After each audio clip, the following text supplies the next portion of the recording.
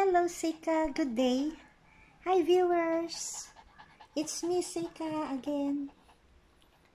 Let's read the fable.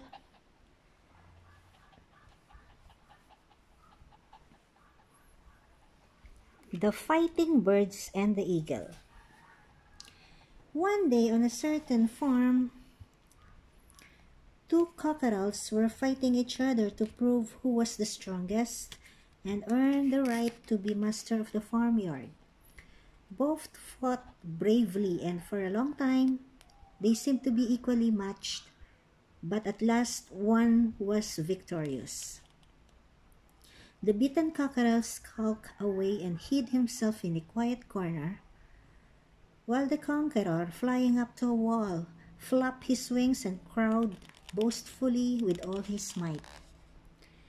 However, at that very moment, an eagle came sailing through the air and pounced upon the winner, and carried him off in his talons.